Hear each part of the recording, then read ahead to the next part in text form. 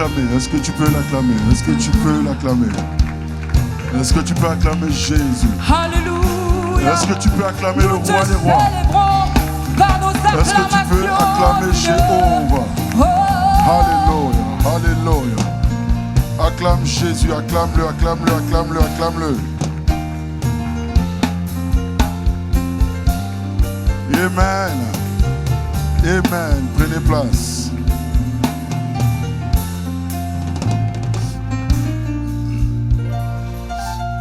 Alléluia. Gloire à Dieu. Dis Amen. C'est gratuit.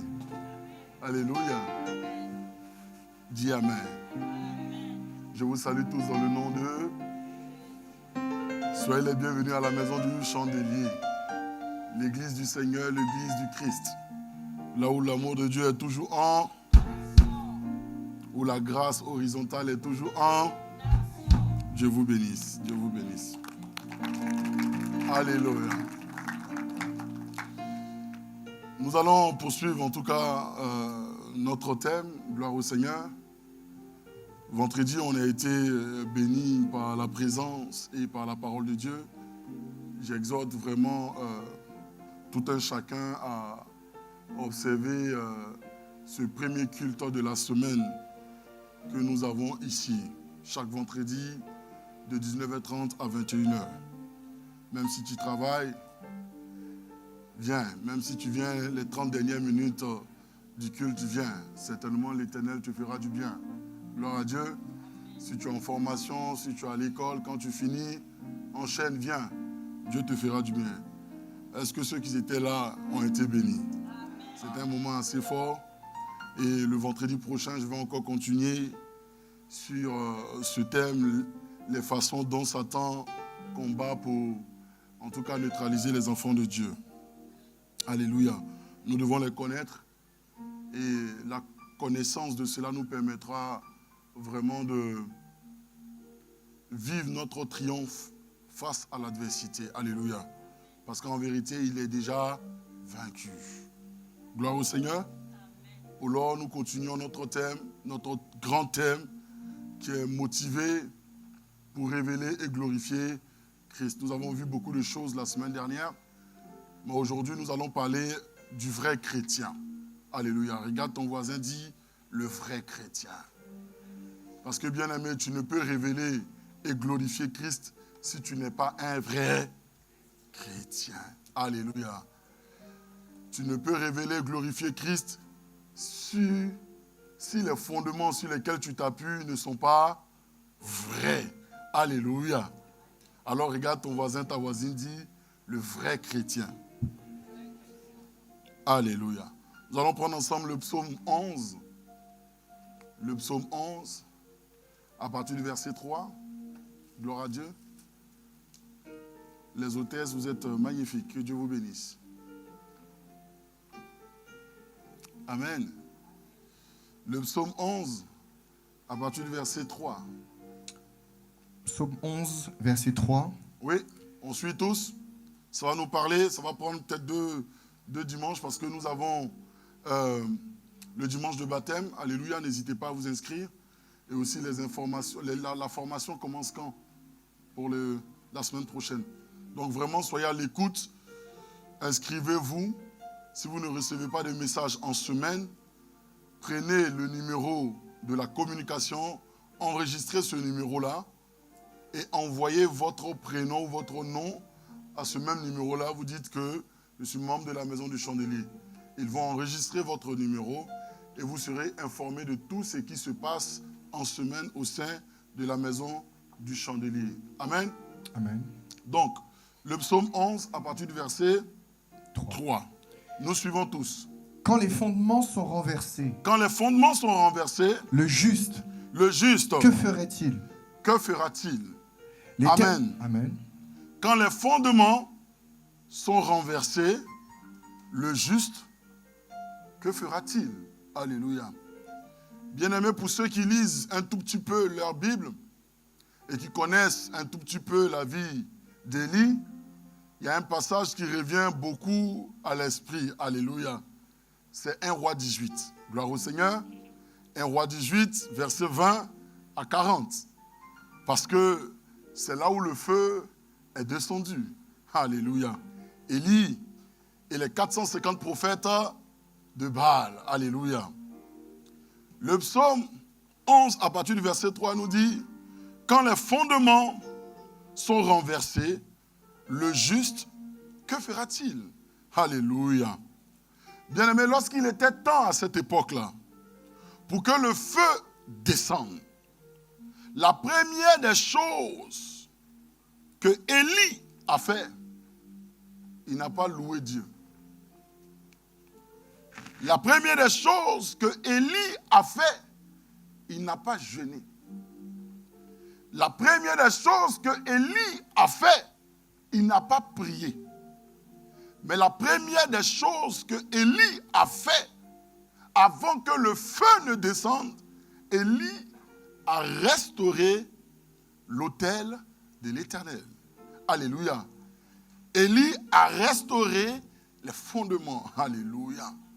C'est lorsque Élie a restauré les fondements, bien-aimés, l'autel de l'Éternel qui était renversé. C'est alors qu'il a commencé à prier. Et lorsqu'il a invoqué le feu de Dieu est descendu. Alléluia. Bien-aimés, vous devez savoir qu'il y a une sorte de feu. Il y a une sorte d'onction. Il y a une sorte de puissance qui sillonne au-dessus de votre vie, qui sillonne au-dessus de votre foyer, qui sillonne au-dessus de votre ministère, qui sillonne au-dessus de votre vie professionnelle, qui sillonne au-dessus de vos projets, qui sillonne au-dessus de votre nation. Mais la raison pour laquelle ce feu ne descend pas, la raison pour laquelle cette onction ne se manifeste pas, c'est parce que les fondements, alléluia, les fondements de l'Éternel, les fondements de Christ sont renversés. Alléluia. Alléluia. Bien-aimés, nous avons vu ici il y a quelques années qu'en tant qu'enfants de Dieu, nous sommes des autels de Christ.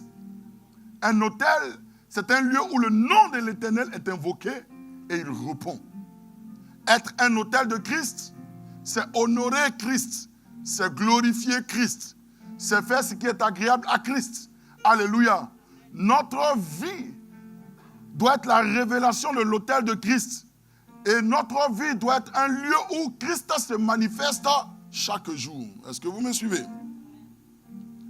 Alors vous devez comprendre que si les fondements de l'Éternel, que Christ en nous, sont renversés, alors que peut-il faire le juste? Que peut-il lui arriver? Si nous ne marchons pas dans les voies de Dieu, si nous ne marchons pas dans les fondements du Seigneur, si nous ne marchons pas dans la direction du Seigneur, alléluia, que pourrait-il arriver au juste? Alléluia. Si nous marchons dans le doute et parfois dans l'incrédulité, dans le manque de confiance, que pourra-t-il nous y arriver? Alléluia. Est-ce que tu me suis? Alors le psaume dit, quand les fondements sont renversés, le juste, que fera-t-il? Il est facile, bien-aimé, de rénover un bâtiment. Mais il est parfois très difficile, voire même impossible, de rénover une fondation. Je dirais ça comme ça. Alléluia. D'un bâtiment. Et voilà pourquoi je touche ce thème-là aujourd'hui, parce que nous allons parler l'importance d'être un vrai chrétien. Et quels sont les fondements, quels sont les piliers qui doivent être manifestes dans sa vie. Vous savez, il y a un réel problème dans l'église de Jésus-Christ, l'église universelle, alléluia. Il n'y a pas réellement, je dirais, de réelle définition quand il s'agit du vrai croyant. Tu demandes à un chrétien moyen, c'est quoi être un vrai chrétien? Tu seras surpris de la réponse, alléluia. Mais vous devez savoir une chose, la qualité du croyant dans un quelconque territoire, dans une quelconque ville, dans un quelconque pays, dans une quelconque dénomination, dans un quelconque groupe, dépend de la qualité de la voix qu'il écoute. Alléluia. Et qu'il applique. Ça veut dire quoi? Ça veut dire que si les leaders n'enseignent pas la vérité de la parole de Dieu, les enfants de Dieu ne peuvent avoir une qualité de vie chrétienne. Parce que le problème n'est pas de croire, mais le problème est de croire en la vérité. Ce qui te donnera de la maturité, ce qui te permettra de grandir spirituellement, ce n'est pas seulement de croire ou ce n'est pas seulement d'avoir un zèle, mais c'est de croire en la vérité. Est-ce que vous me suivez un peu? Et c'est cette vérité-là qui te permet de pouvoir grandir spirituellement. Donc lorsque nous voyons que dans une nation, dans un pays, dans un groupe de personnes, les gens ont du mal à grandir spirituellement, il y a deux choses. La première des choses, c'est soit il n'y a pas de qualité dans le message. Ce qui est dit n'est pas vrai. Donc automatiquement, ils croient en cela, mais ça ne porte pas de fruits parce que ce qui est efficace, c'est la vérité. Est-ce que vous me suivez? La deuxième chose, soit il y a la vérité qui est proclamée. La vérité est enseignée, mais les enfants de Dieu, de façon délibérée, refusent d'écouter la vérité, refusent de croire en la vérité et refusent de marcher en fonction de cette vérité-là. Alléluia. Alors lorsqu'on voit que dans une nation, dans un pays, dans une communauté, nous voyons des enfants de Dieu, peu importe le nombre d'années de leur conversion, ils ne grandissent pas en maturité, ils ne grandissent pas en qualité, ils ne grandissent pas, bien-aimés, en maturité spirituelle. Il y a quelque chose à voir. Dis, il y a quelque chose à voir. Dis, il y a quelque chose à voir.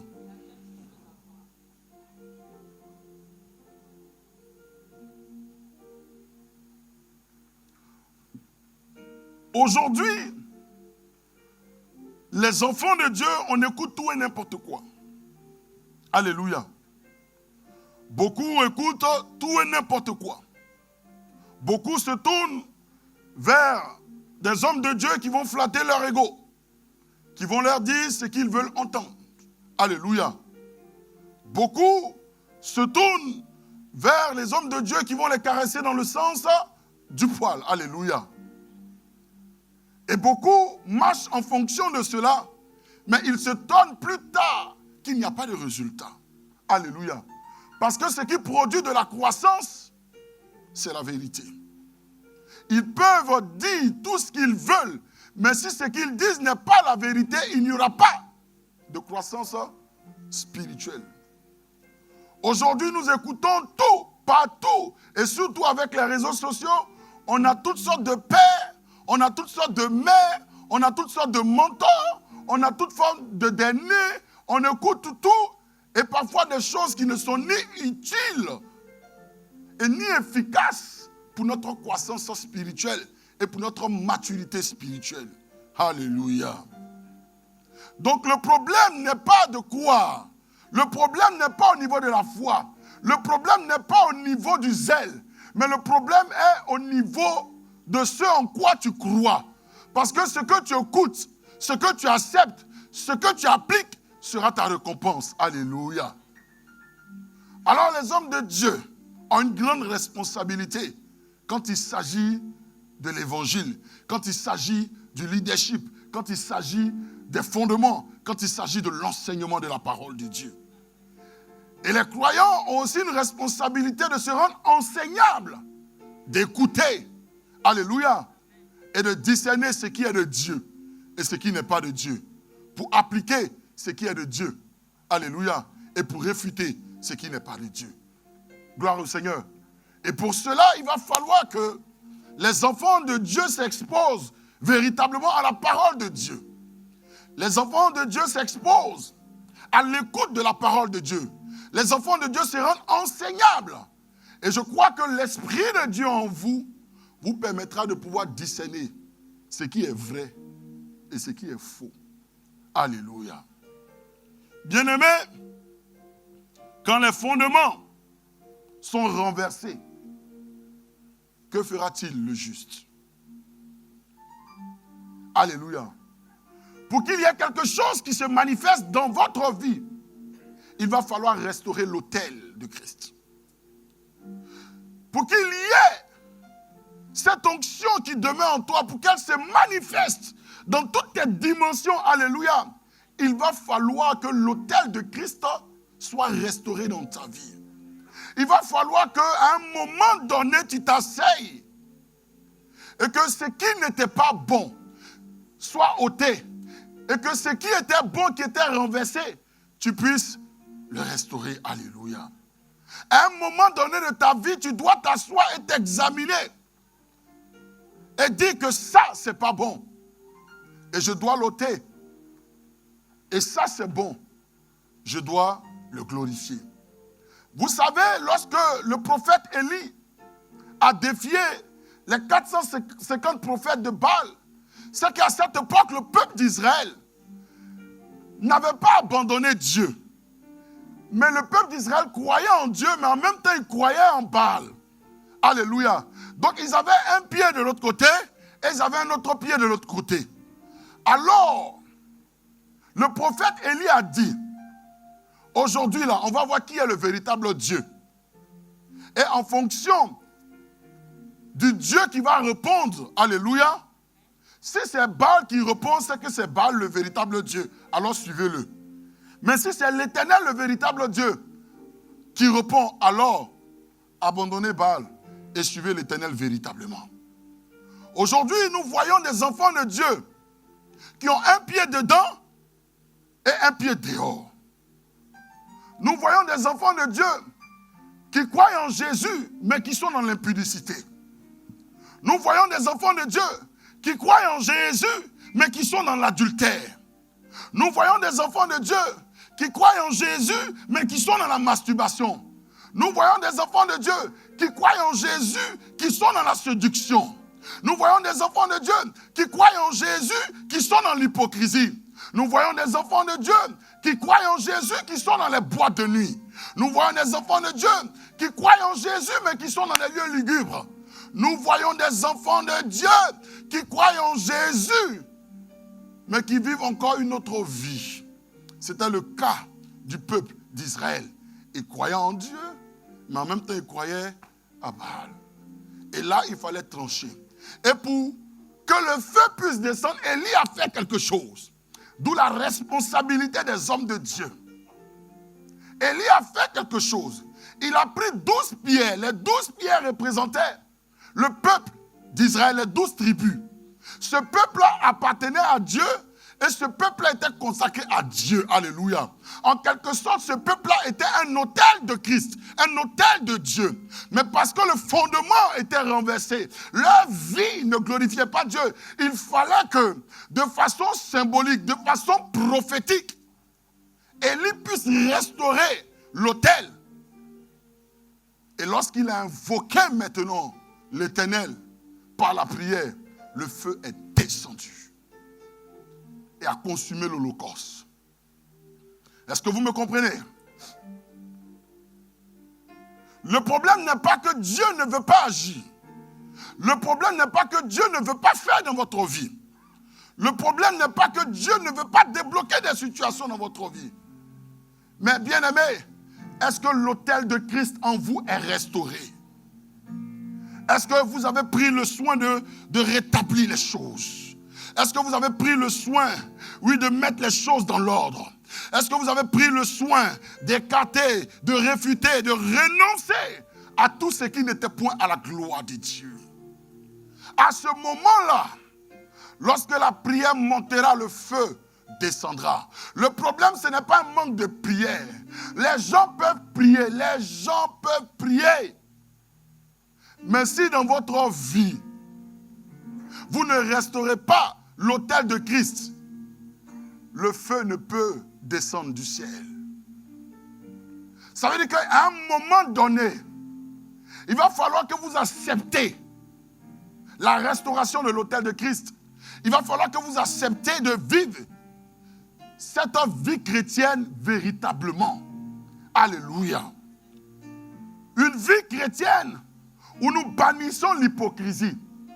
Une vie chrétienne où nous bannissons le mensonge. Une vie chrétienne où nous bannissons la méchanceté. Une vie chrétienne où nous bannissons la trahison. Une vie chrétienne où nous bannissons le manque de reconnaissance. Une vie chrétienne où nous bannissons tout ce qui n'est point de Dieu. Alléluia. C'est alors que nous pouvons élever la voix. C'est alors que les gens pourront prier. C'est alors que le feu descendra. La Bible dit que le feu est descendu. Et l'Éternel a démontré qu'il est le véritable Dieu. Les 450 prophètes de Baal, ils ont été égorgés. Parce que selon la loi mosaïque, tous ceux qui vivent une quelconque forme d'idolâtrie, les faux prophètes, devaient être tous abattus. Et c'est ce qui s'est fait. Comme il a prouvé que ça, c'était pas de Dieu et ils n'étaient pas de Dieu, conformément à la loi mosaïque, il fallait que ces prophètes-là soient égorgés. Est-ce que vous me suivez un peu? Donc lorsque, conformément à la parole, nous prenons conscience que notre mode de vie n'est point à la gloire de Dieu, nous devons nous débarrasser de cela. Alléluia. Alléluia. Alléluia. Alors, bien-aimés, la qualité d'un enfant de Dieu dépend de ce à quoi il croit, ce en quoi il croit. Dépend de ce qu'il écoute. Dépend de ce qu'il accepte. Il y a des chrétiens, on ne peut pas leur parler. Même quand tu leur dis la vérité et que ça ne va pas dans leur sens, ils ne sont pas d'accord. Alléluia. Ils refusent cette vérité-là et ils préfèrent aller écouter ce qui va dans leur sens. Il y a des chrétiens qu'on ne peut pas conseiller à la lumière de la parole, même si ce que tu leur dis, c'est écrit noir sur blanc. C'est la volonté de Dieu, mais parce que ça ne va pas dans leur sens. Ils ne sont pas prêts à écouter, ils ne sont pas prêts à assimiler, ils ne sont pas prêts à marcher en fonction de cela. Mais bien aimé, quand les fondations de Christ en toi sont renversées, qu'est-ce que toi le juste tu pourras faire? Qu'est-ce que toi le juste tu pourras expérimenter? Qu'est-ce que toi le juste tu pourras vivre émanant de l'Éternel? Alléluia. Aujourd'hui, on ne peut même pas te faire un reproche. Alléluia. Alors que parfois cela est constructif. Gloire au Seigneur. Parce que les enfants de Dieu ne veulent pas la vérité. Ils ne veulent pas la vérité. Alors que nous devons prendre conscience que ce qui donne de la qualité dans la marche spirituelle, ce qui donne de la maturité spirituelle, ce qui apporte de la croissance spirituelle, ce n'est point des paroles flatteuses, mais c'est la vérité. C'est la vérité. Vous devez savoir que ce que vous écoutez et ce en quoi vous croyez sera votre récompense. Je vous pose la question ce matin. Qu'est-ce que vous écoutez? Quelle est l'information que vous écoutez? Est-elle vraie ou fausse? Alléluia. En quoi est-ce que vous croyez? Au mensonge ou à la vérité? Mais ce que vous écoutez et ce que vous acceptez sera votre récompense. Si vous acceptez le faux, alors c'est les conséquences du faux qui agiront dans votre vie. Alléluia. Parce que ce que nous sémons, nous le récoltons. C'est une loi, c'est un principe. Est-ce que vous me suivez un peu? Soit vous croyez en la vérité et vous grandirez en maturité, ou soit vous croyez au mensonge et votre vie chrétienne sera médiocre et elle stagnera. Alléluia. Aujourd'hui, Ce n'est pas une question de manque de parole de vérité parfois. Alléluia. Ce n'est pas parfois aussi un manque de soutien spirituel ou de prière. Mais parfois les enfants de Dieu eux-mêmes ne veulent pas. Alléluia. Alléluia. Vous savez, parfois le problème, et je le redis encore, n'est pas la foi du chrétien, mais le problème est, bien-aimé, le contenu de ce qu'ils écoutent, le contenu de ce qu'ils acceptent. Quelle est la voix qu'ils écoutent? Est-ce qu'ils écoutent la voix de l'adversité? Est-ce qu'ils préfèrent écouter les paroles mensongères du diable? Est-ce qu'ils peuvent, c'est-à-dire, se tourner à un moment donné, se dire à un moment donné, voilà, j'ai écouté ça, je fonctionne comme ça, ok, mais ma vie spirituelle, je ne grandis pas. Alléluia, je ne maîtrise pas certaines choses. Est-ce qu'ils peuvent se dire à un moment donné qu'il est important que je change? Alléluia. Regarde ton voisin, dis le vrai chrétien. Alléluia. Qu'est-ce que tu écoutes? La voix d'un ami, d'une amie? Si c'est la vérité, gloire à Dieu. Si c'est le mensonge, tu es perdu. Qu'est-ce que tu écoutes? La voix d'un pasteur? La voix d'un prophète? Si c'est la vérité, alors tu grandiras. Si c'est le mensonge, alors tu seras foutu. Voilà pourquoi lorsque Dieu vous envoie quelque part et il ne vous a pas envoyé autre part, il faut faire attention à tout ce que vous écoutez à l'extérieur. Et lorsqu'il vous envoie quelque part, il est aussi important d'examiner à la lumière de la parole de Dieu ce qui vous est enseigné. Si ce qui est enseigné est la vérité, s'il vous plaît, restez tranquille. Alléluia. Parce que ce n'est pas tout ce que vous écoutez qui est bon. Ce n'est pas tout ce que vous écoutez qui est utile pour vous. Parfois même, vous pouvez écouter des choses bonnes. Mais parce que Dieu n'est pas à ça avec vous, que vous ne verrez même pas les bénéfices. C'est-à-dire, Dieu est en train de te faire grandir dans le caractère de Christ. Toi, tu es là-bas, de l'autre côté, tu es dans le prophétique là-bas, c'est désordre. Parce que Dieu a emmené un peuple à la maison du chandelier et il veut bâtir ce peuple-là. Alléluia. Il nous connaît tous et il sait ce qui est indispensable pour chacun d'entre nous à un moment donné. Alors Dieu estime qu'au travers de ses serviteurs, de ses servantes, son peuple puisse être enseigné dans cette dimension-là. Parce que pour lui, c'est ce qui est utile. Vous êtes éparpillés comme ça. Alléluia. C'est Dieu qui honore la vérité. Mais la vérité, ce n'est pas seulement ce qui est écrit, mais c'est aussi, est-ce que tu es en train de marcher selon le temps de Dieu? Alléluia. Est-ce que tu es dans la vérité quand il s'agit de ta disposition actuelle? Quand il s'agit de ce que tu dois aussi recevoir de Dieu dans le temps présent. Lorsqu'on est dans le désordre, on n'est pas dans la vérité. Lorsque on est dans le désordre, on n'est pas en train de suivre le processus de croissance que l'Éternel a mis en place pour nous. La vraie question qu'il faut se poser, à un moment donné, asseyez-vous et réfléchissez. Vous en êtes où?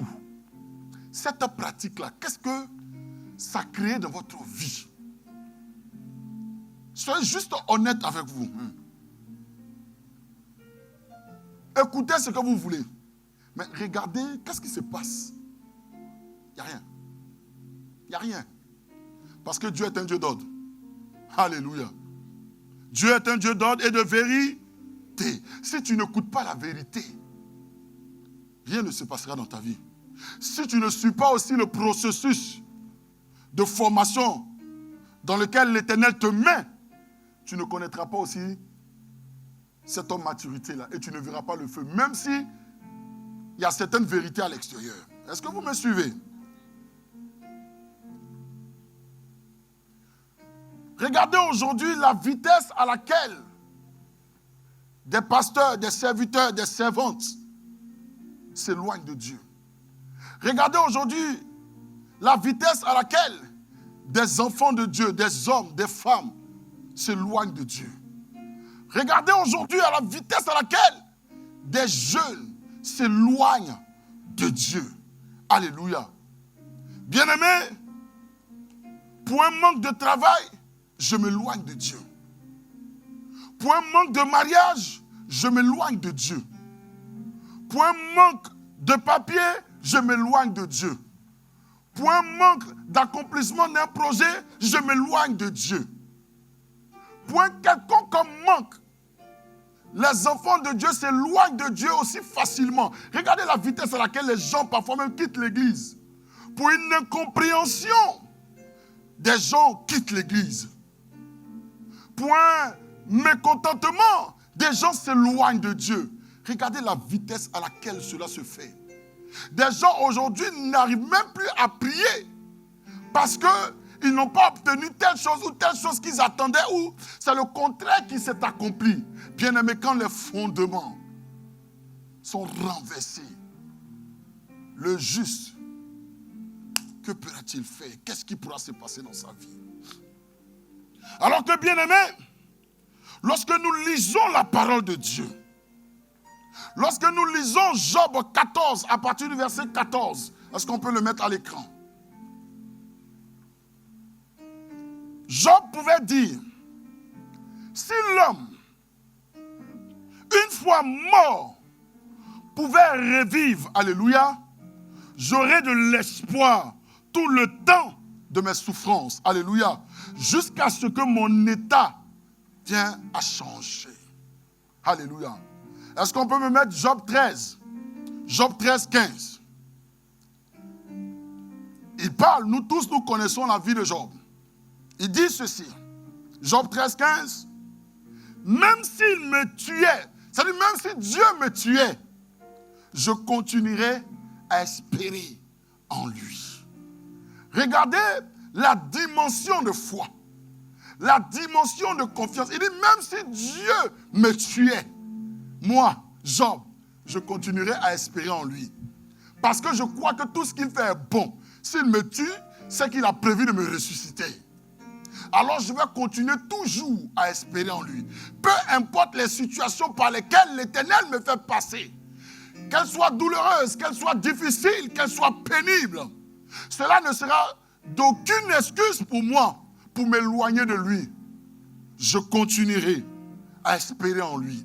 Je continuerai à croire en lui. Je continuerai à le suivre. Je continuerai à avoir confiance en lui. Voici un homme de Dieu qui a des fondements à leur place. Des fondements de confiance.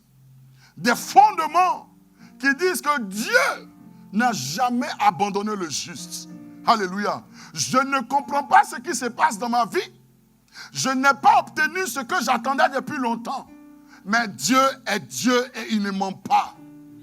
Car quel que soit le temps que ça prendra, alors c'est le temps que l'Éternel a estimé bon pour ma transformation, pour ma formation, avant de m'équiper. Alors je bénirai l'Éternel, quoi qu'il arrive. Regardez la vitesse à laquelle aujourd'hui des enfants de Dieu abandonnent la marche chrétienne. Alléluia. À cause parfois d'une petite persécution, ils abandonnent. À cause de parfois un petit problème dans leur foyer, ils ont du mal à prier. Ils ont du mal à venir à l'église. Ils ont du mal à avoir même une intimité avec Dieu chez eux.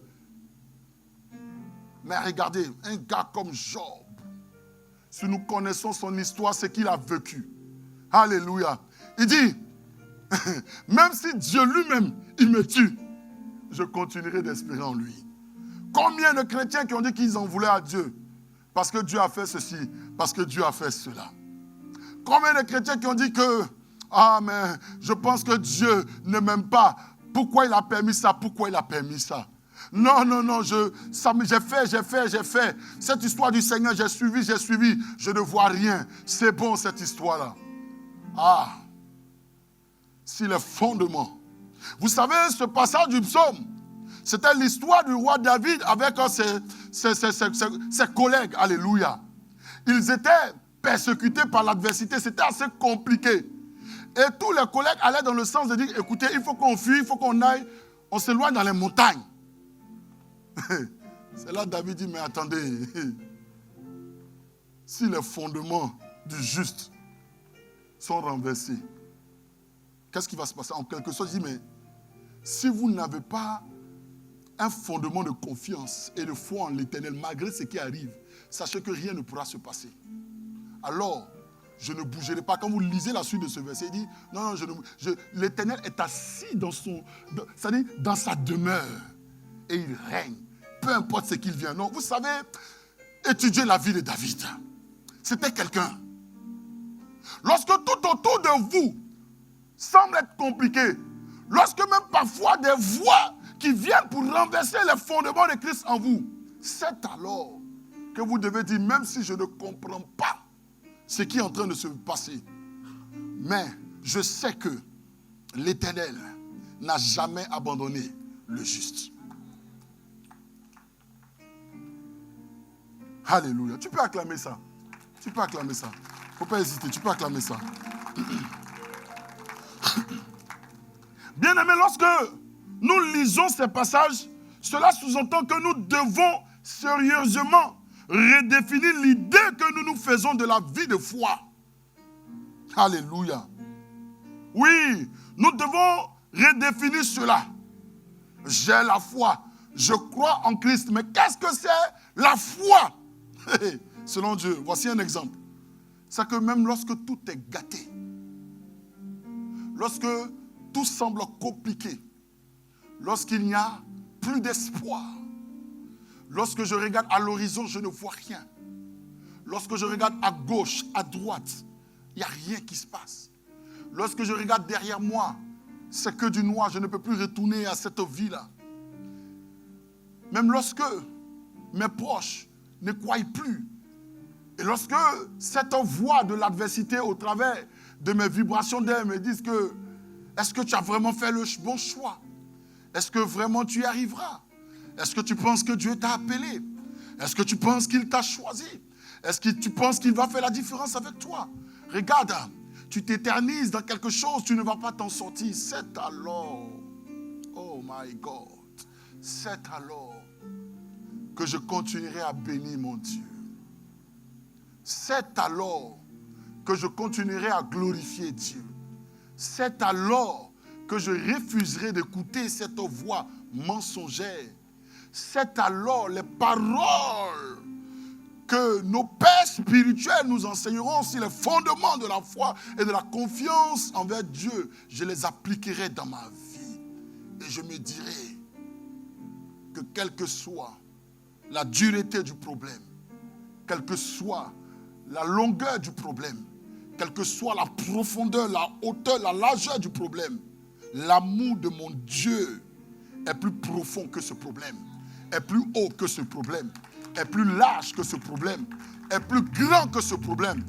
Et il l'a prouvé en donnant son Fils unique à la croix de Golgotha pour ma vie.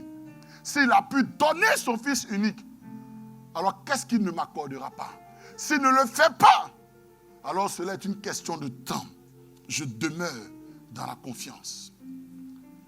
Job dit, même s'il me tuait, même s'il permettait la mort, même s'il permettait la souffrance, je continuerai d'espérer. C'est-à-dire, il était dans un niveau de foi.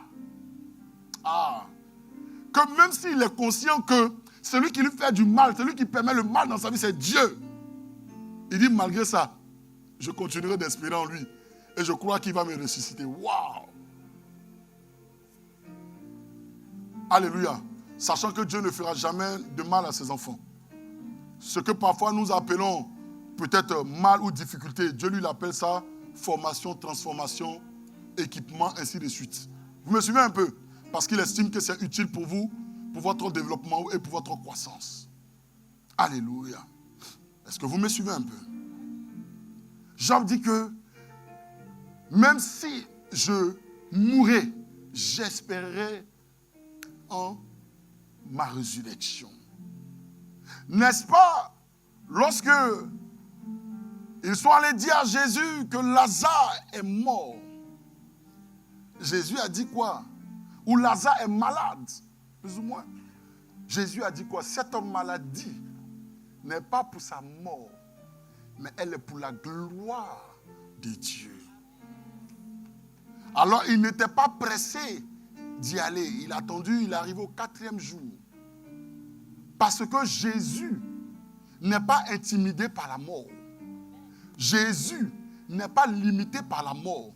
Alors, les gens pouvaient espérer qu'il vienne tôt pendant que Lazare était malade pour qu'il puisse guérir Lazare. Mais Jésus montre qu'il va au-delà. Il n'a pas de limite. Il est le Dieu infini. Et il a montré au travers de cela les prémices de sa victoire vis-à-vis de la mort. Il a ressuscité Lazare tant bien même que son corps sentait déjà. Alors même la mort, la dernière âme de l'adversité, n'est pas un problème pour l'Éternel. Qu'est-ce que tu vis que l'Éternel ne peut résoudre? Qu'est-ce que tu vis que l'Éternel ne peut restaurer? Qu'est-ce que tu vis que l'Éternel ne peut ranger, bien-aimé? Rien. Mais le problème, quelle est la voix que tu écoutes? Tu crois en quoi? Tu écoutes quoi? La voix du diable. La voix d'un leader qui te dit ce que tu veux, tout est beau, ma fille, mon fils, tu es béni, tu es bien, tu es même parfois qui ne te dit pas la vérité. Écoute-moi bien, il faut aller à l'église. Il faut suivre les choses du Seigneur. Écoute, Dieu t'a mis un leader. Il faut écouter. C'est une bénédiction. C'est ton berger. C'est le gardien de ton âme. C'est celui-là qui t'a été assigné. Ainsi de suite. Écoute la vérité. C'est l'évangile qu'ils sont en train de prêcher. Suis ça. Change tes voix. Non. J'aime où on t'acclame, où on te lève, où on te... Mais je te pose la question. Tu en es où? Tu en es où? À un moment donné, arrêtons de ces papiers. Asseyons-nous. Vous en êtes où? Bilan. Il y a quoi qui se passe? Rien. Parce qu'en vérité, ce n'est pas l'homme qui bénit. C'est l'Éternel qui bénit. Et l'Éternel ne te bénira pas de façon matérielle, bien-aimé, parce que nous sommes bénis sur le plan spirituel. Mais pour que cela se matérialise, il va falloir que tu puisses être un enfant qui se laisse guider par le Saint-Esprit et permettre à Dieu d'accomplir dans ta vie physique ce qu'il a fait dans ta vie spirituelle. Est-ce que vous me suivez un peu? Alors un homme de Dieu, un serviteur, une servante de Dieu, un pasteur, un prophète peut te dire tout ça, peut te donner les bénédictions, mais c'est Dieu qui a le dernier mot. C'est quoi qui est caché derrière cela? Quelle est la motivation qui est cachée derrière cela? Quand les fondements sont renversés, le juste, que fera-t-il? Qu'est-ce qu'il vivra? Rien. Rien ne se passera. Lorsque vous n'êtes pas en train de faire ce à quoi Dieu vous appelle, que se passera-t-il? Quand vous n'êtes pas en train d'accomplir ce à quoi Dieu vous appelle, que se passera-t-il? Quand vous n'êtes pas en train d'obéir à Dieu, que se passera-t-il? Rien. Rien. Il faut que nous puissions, en tant qu'enfants de Dieu, redéfinir ce que c'est la vie de foi. Parce que notre définition de la foi chrétienne, non, elle est trop légère. Alléluia. Point oui, point non. On décide, on change, on suit Jésus. On ne le prie pas demain, on le prie aujourd'hui. On le sait aujourd'hui, on ne le sait pas demain. On est motivé aujourd'hui, on n'est pas motivé. Et parfois, quand on met même la carte, ça dit, la démotivation même prive, même si tes motivations annuelles. Quand les fondements sont renversés, le juste, que se passera-t-il?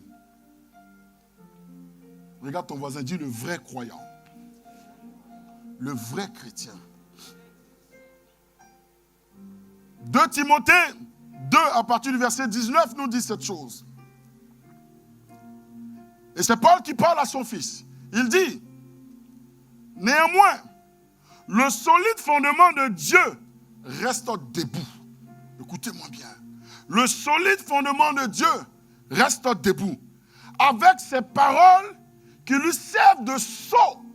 Ça veut dire que on ne peut dissocier les fondements de Dieu de sa parole. Alléluia. C'est sa parole qui est, c'est-à-dire le garant de ses fondements. Alléluia.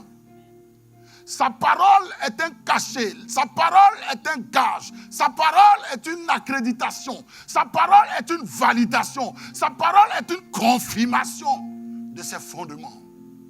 Alléluia. Et il dit que ce sont ces fondements qui tiennent debout. Le Seigneur connaît ceux qui lui appartiennent. Et quiconque prononce le nom du Seigneur, qu'il s'éloigne de l'iniquité. Alléluia.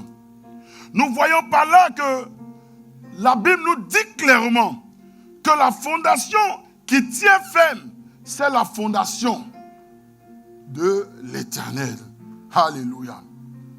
Bien-aimé, je rentre dans le vif du sujet. Il existe plusieurs fondations. La fondation de la philosophie. Il y a des gens qui aiment la philosophie. Alléluia.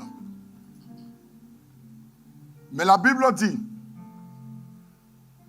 que de la fondation de la philosophie et la fondation de Dieu qui prend appui sur la parole de Dieu, des deux fondations, celles qui tiennent debout, lorsqu'il y aura des moments difficiles, c'est les fondements de Dieu.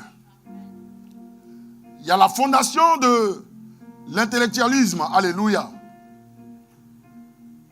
Mais la Bible dit que de cette fondation-là, la fondation de l'Éternel qui prend appui sur la parole de Dieu, lorsque le vent soufflera, lorsque l'orage viendra, lorsque les moments difficiles viendront, ce qui te permettra de tenir debout, c'est les fondements et c'est la fondation basée sur la parole de Dieu, qui est la fondation de l'Éternel. Il y a la fondation de la religion. Alléluia. Beaucoup de personnes sont très religieux. Mais ça ne tient pas. Parce que nous ne prions pas un Dieu religieux. Nous ne prions pas un Dieu religieux, mais nous prions un Dieu de relation. Et il y a la fondation de la sorcellerie, la fondation de la magie noire, la fondation des sciences occultes, la fondation de toutes ces choses-là. La Bible dit, de la fondation du royaume des ténèbres, face à la fondation de l'Éternel, ce qui tient debout, peu importe ce qui vous arrivera, c'est la fondation de l'Éternel. Vous ne pouvez pas être des chrétiens et vous consulter encore des magiciens. Vous ne pouvez pas être des chrétiens et vous consulter encore des féticheurs. C'est ce que le peuple d'Israël faisait. Vous ne pouvez pas être des chrétiens et vous consulter encore des marabouts. Vous ne pouvez pas être des chrétiens et vous consulter encore des voyants. Vous ne pouvez pas être des chrétiens et vous consultez je ne sais quoi, l'astrologie. Vous ne pouvez pas être des chrétiens, des vrais chrétiens. Vous laissez la parole de Dieu et vous vous tournez vers ce qui va flatter votre ego. Il dit, quand les fondements du juste sont renversés, que se passera-t-il? Vous ne pouvez pas laisser la parole de Dieu et aller écouter des coachs, des motivateurs. Vous ne pouvez pas laisser la parole de vie, la parole qui restaure, la parole créatrice, la parole qui bénit, la parole qui emmène à l'existence ce qui n'existe pas, la parole qui protège et écoutez, je ne sais quoi. Bien-aimé, quand les fondements du juste sont ébranlés, lorsque la parole de Dieu n'est pas ton fondement, lorsque la parole de Dieu n'est pas ta croyance, lorsque la parole de Dieu n'est pas ta vérité, lorsque la parole de Dieu n'est pas ton appui, alors bien-aimé, sache que tu es foutu d'avance. Parce que tout homme sur la terre traverse l'orage. Tout homme sur la terre vit ce qu'on appelle parfois les pluies qui tombent. Vit ce qu'on appelle parfois le bas. Mais lorsque le bas arrivera, sache que le fondement que tu auras posé dans ta vie, il ne tiendra pas si ce n'est pas le fondement de l'Éternel. Est-ce que tu peux acclamer ça? La Bible dit que la fondation qui résistera, c'est la fondation de l'Éternel. Et nous pouvons le voir en Matthieu 7. Matthieu 7, versets 24 à 27. On connaît l'histoire. Cette histoire dit, on lit ça pour que tout le monde puisse... parce que parfois quand je prêche, j'ai l'impression que tout le monde connaît la Bible. Mais tout le monde ne lit pas. Donc on va lire ensemble. Pour qu'ils puissent connaître cette histoire. C'est l'Éternel qui parle. C'est un exemple qui donne. C'est Jésus. Allez. Matthieu 7 à partir du verset 24 à 27. On lit rapidement. Amen. Verset 24. C'est pourquoi quiconque entend ces paroles que je dis en pratique sera semblable à un homme prudent qui a bâti sa maison sur le roc. Quiconque qui écoute la parole de Dieu, qui prend la parole de Dieu pour fondement, qui prend en compte les fondements de l'Éternel et qui les met en pratique sera comme un homme prudent. Un homme prudent. Oui. Qui a bâti sa maison sur le roc. Qui a bâti sa maison sur le roc. Oui. La pluie est tombée. La pluie est tombée. Les torrents sont venus. Les torrents sont venus. Les vents ont soufflé. La pluie est tombée. Les difficultés sont venues. Le malheur est venu. Les problèmes sont venus. Le vent est venu. Qu'est-ce qui se passe? Et se sont jetés contre cette maison. Et se sont jetés contre cette maison. Sont venus s'abattre sur ta vie. Tu n'as rien demandé, mais cela est arrivé. Elle n'est point tombée. Mais cette maison n'est point tombée. Tu ne tomberas pas. Tu ne tomberas pas. Ils peuvent orchestrer des projets de destruction contre ta vie. Tu ne tomberas pas. L'adversité peut planifier des projets de maladie. Tu ne tomberas pas. Oui, les desseins du diable, c'est de te nuire, de te détruire. Tu ne tomberas pas. Oui, les programmations de l'adversité, c'est de t'abattre, de te mettre par terre. Tu ne tomberas pas. Pourquoi tu ne tomberas pas? Parce qu'elle était fondée sur le roc. Parce que la maison que tu es, le chrétien que tu es, le croyant que tu est fondé sur le roc, est fondé sur la parole de Dieu, est fondé sur le fondement de l'Éternel. Ce qui fait que parfois, tant bien même que vous êtes chrétien, l'autel de l'Éternel est renversé dans votre vie. Tant bien même que vous êtes chrétien, les fondations de l'Éternel sont renversées. Tant bien même que vous êtes chrétien, ce n'est pas la vérité que vous écoutez. Tant bien même que vous êtes chrétien, ce n'est pas la vérité que vous acceptez. Tant bien même que vous êtes chrétien, ce n'est pas la vérité que vous voulez appliquer. Voilà pourquoi, lorsque l'orage, les tempêtes, la pluie viennent s'abattre sur vous, vous ne tenez pas. Pourquoi? Parce que vous n'êtes pas adossé sur le roc. Il dit que le chrétien qui tient, ce n'est pas un chrétien qui ne vit pas de problèmes, si. Ce n'est pas un chrétien qui ne vit pas de difficultés, si. Ce n'est pas un chrétien qui ne vit pas l'attaque du diable, si. Mais il dit, lorsque cela arrive, il est debout, il tient, il triomphe, il avance, rien ne le mettra par terre. Pourquoi? Parce que ses fondements sont les fondements de Christ, les fondements de la parole de Dieu. Le juste, Marabakata, le juste, Robo Shenama, Rikata Rabashakata, le juste, lorsque les fondations de l'Éternel, lorsque les fondements de l'Éternel sont renversés, que peut-il se passer? Qu'est-ce qui peut arriver? Rien.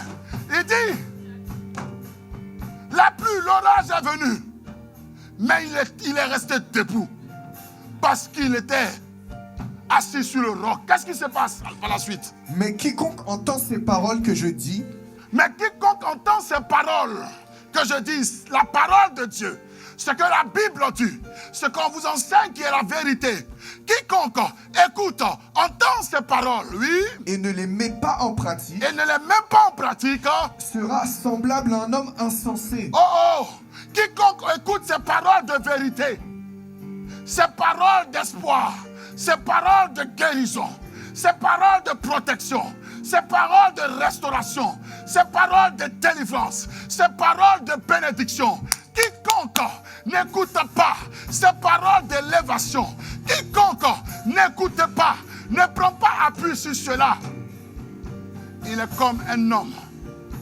insensé. Marabakata. Il est comme un homme insensé. Oh, tu écoutes pour ne pas appliquer. Tu écoutes pour ne pas assimiler. Tu écoutes pour ne pas t'approprier cela. Tu écoutes pour ne pas vivre cela. Il dit, tu es comme un homme insensé. Parce que, peut-être que tu ne le sais pas, mais sache que il y a l'orage qui arrive. Il y a l'orage qui arrive. Il y a la pluie qui arrive.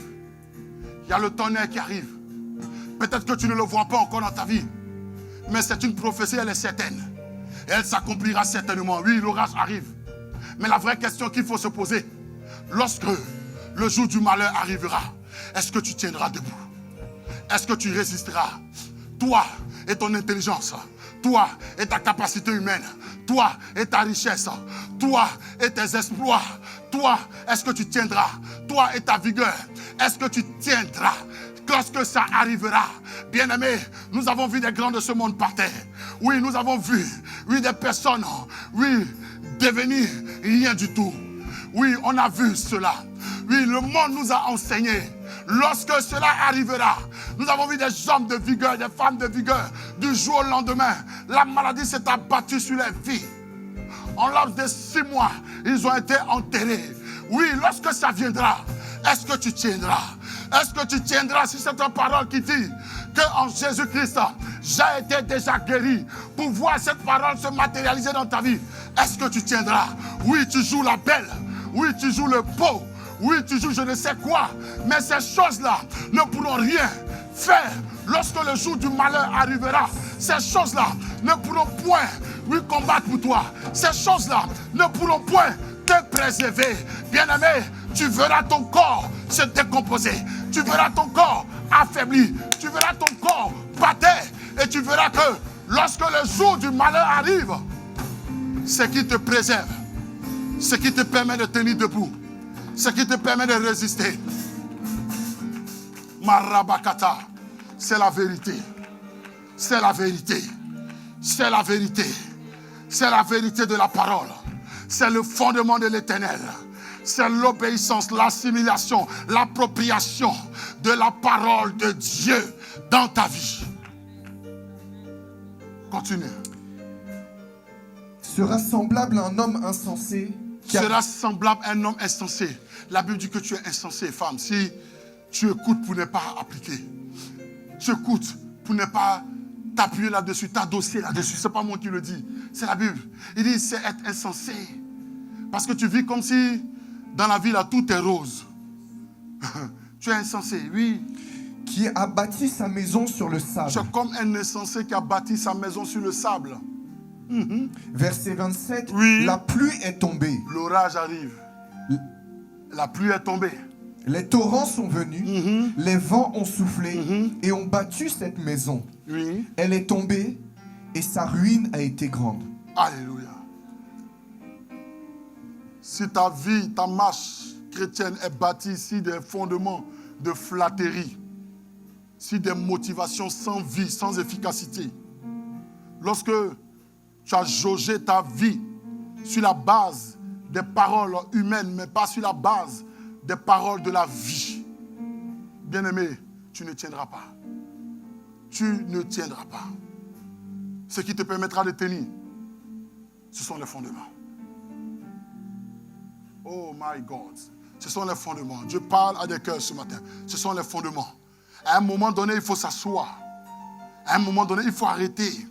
À un moment donné, il faut arrêter ces trucs-là de vouloir se convaincre, de vouloir arrêter. Non, à un moment donné, il faut s'arrêter. Assieds-toi un peu. Regarde ta vie. Regarde ta vie. À un moment donné, arrête de vouloir prouver que moi j'ai ça, moi. Non, rien se va. Assieds-toi et dis, Seigneur, j'ai besoin de toi. Assieds-toi et dis, Seigneur, je me sens seul sans toi. Assieds-toi et dis, Seigneur, oui, viens combler le vide en moi que j'essaie de combler par je ne sais quoi. Seigneur, j'ai besoin de toi. Sans toi, ma vie n'est rien. Sans toi, ma vie est perdue. Sans toi, ma vie est vulnérable. Sans toi, je suis livré entre les griffes de mes adversaires. Loin de toi, je meurs. Jésus, j'aime ta présence. Bien-aimés, le temps passe. Et nous ne nous rendons pas compte.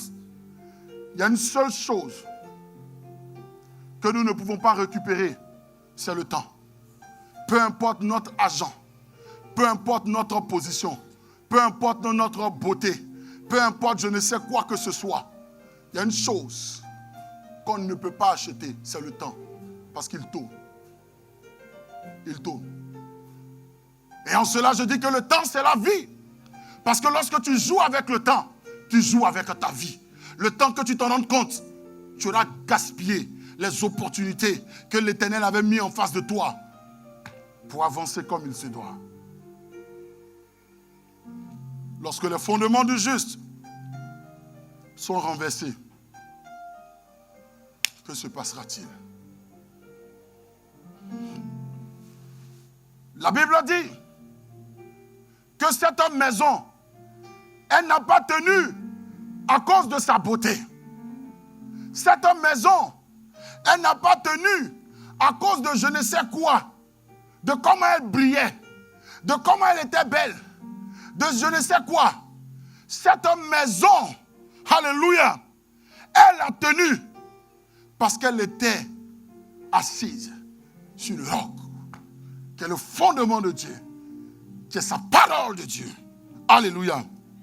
Bien-aimés, il y a beaucoup d'enfants de Dieu qui sont dans des salles d'urgence. Je parle à tous ceux qui sont appelés au ministère, à tous ceux qui sont appelés, et cela nous concerne tous, parce que lorsque nous prenons conscience de ce que c'est le ministère tel qu'on l'a défini il y a quelques dimanches, cette parole que je vais donner nous concerne tous. Il y a beaucoup d'enfants de Dieu, beaucoup de croyants qui sont dans des salles d'urgence spirituelle. Et il faut que nous, ministres de Dieu, nous puissions savoir renverser ce qui n'est pas de Dieu, c'est-à-dire les fondements de Baal, et restaurer les fondements de l'Éternel. Au travers de ce que nous proclamons, au travers de ce que nous enseignons, au travers de ce que nous véhiculons, au travers de notre vie, il faut que les fondements de l'Éternel soient restaurés dans tous les domaines de notre vie. Parce que beaucoup sont en train de se perdre. Beaucoup sont en train de se perdre. Beaucoup sont dans des salles d'urgence spirituelle. Ils ont besoin de grandir spirituellement. Nous devons être là pour leur donner la vérité. Beaucoup écoutent tout et n'importe quoi. Et leur vie n'avance pas. 10 ans, 15 ans de chrétienté, aucune maturité spirituelle. Quand quelque chose leur arrive, tu vois qu'ils ne tiennent pas. Parce qu'en vérité, leur fondation n'était pas celle de l'Éternel. Laissez-moi vous citer, bien-aimés, 4 piliers. Je vais commencer aujourd'hui. Ok. Je vais commencer aujourd'hui, je vais terminer le dimanche prochain. 4 piliers. 4 piliers qui représentent la fondation d'une vie chrétienne. Est-ce que vous êtes prêts? Est-ce qu'on peut aller pour le premier pilier? Et on va arrêter sur ce premier pilier. Ça va vous faire du bien cet enseignement-là. Alléluia. 4 piliers qui représentent la fondation d'une vie chrétienne authentique. En tant qu'enfant de Dieu, si vous n'avez pas dans votre vie ces 4 piliers comme fondation, cela voudrait dire que vous êtes en train de passer à côté du pouvoir qui vous permettra de rester debout. Alléluia. Que tu sois chrétien politicien, que tu sois chrétien homme d'affaires, que tu sois pasteur, prophète, que tu sois un chef de famille, le principe et le standard est le même. S'il te manque ces 4 piliers, tu ne pourras pas tenir. Alléluia. Pourquoi aujourd'hui, l'homme ne voit pas grand-chose en termes de miracles? On ne voit pas certainement grand-chose en termes de miracles, parfois même dans les églises, francophones surtout. Alléluia. Oui, bien sûr, on voit des miracles par-ci, par-là, mais vous voyez de quoi je parle. Alléluia. Alléluia. quand nous regardons dans la Bible, bien-aimés, le livre des Actes, même ceux qui travaillaient au ministère de l'assistance sociale, donc les diacres, le diaconat, ils transportaient une puissance de Dieu. Lorsqu'on parle d'Étienne, lorsqu'on parle de Philippe, les croyants de cette époque, ce n'était pas seulement les 12, mais c'est-à-dire les enfants de Dieu de cette époque, même les diacres transportaient une puissance de Dieu. Alléluia. Ils transportaient une puissance de Dieu. Voilà pourquoi, je pense que c'est dans Acte 4, à partir du verset 33. Acte 4, verset 33, je paraphrase. La Bible dit que les apôtres rendaient avec beaucoup de force, alléluia, témoignage de la résurrection du Seigneur Jésus. Et une grande grâce,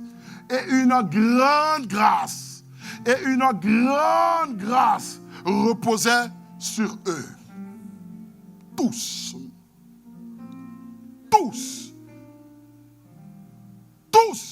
Ça veut dire que tu es concerné.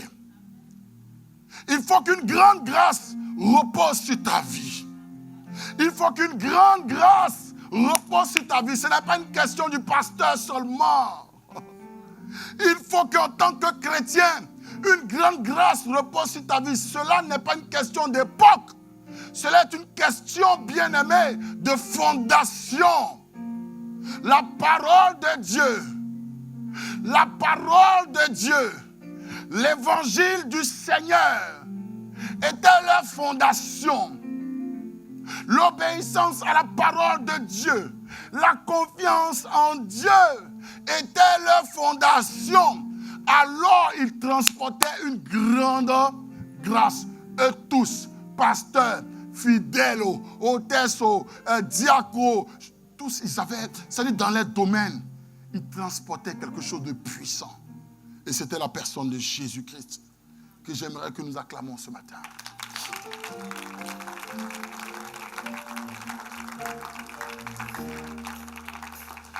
Bien-aimés, l'église dont la Bible parle n'est pas une église faible. L'église dont la Bible parle n'est pas une église de superstars. L'église dont la Bible parle n'était pas une église qui dépendait de 2 ou 3 personnes, mais c'était une église de puissance, une église solide, une église en feu, une église de grâce, une église de vigueur. Et c'est cette église-là qui est agréable à l'Éternel. Où le pasteur, les fidèles, les serviteurs, tout le monde transporte une grande grâce. Pourquoi? Parce que leur motivation, leur état de cœur, c'est l'amour de Christ, c'est la révélation de Christ et c'est la glorification du Seigneur qui passe par l'obéissance et l'application des fondements de l'Éternel dans leur vie. Alléluia. Alléluia. Alléluia. Je vous le dis encore, bien-aimés, le problème n'est pas la foi ou le zèle des croyants. Alléluia. Mais le problème est que les enfants de Dieu ont décidé d'écouter et de croire à ce qui n'est pas parfois bon pour eux. Car ce que tu écoutes et ce en quoi tu crois, pour le mettre en pratique, sera ta réception. Si tu écoutes et tu crois aux mensonges et aux mauvaises choses, rien de bon sortira de ta vie. Mais si tu écoutes et tu crois à la vérité, pour l'accomplir, de bonnes choses sortiront de ta vie. Aujourd'hui, nous pouvons voir que les croyants moyens ne connaissent pas réellement Jésus. Alléluia. C'est dommage de voir les enfants de Dieu chanter des chants qu'ils ne connaissent même pas. Alléluia. C'est dommage de voir les enfants de Dieu chanter des chants qu'ils ne pensent même pas.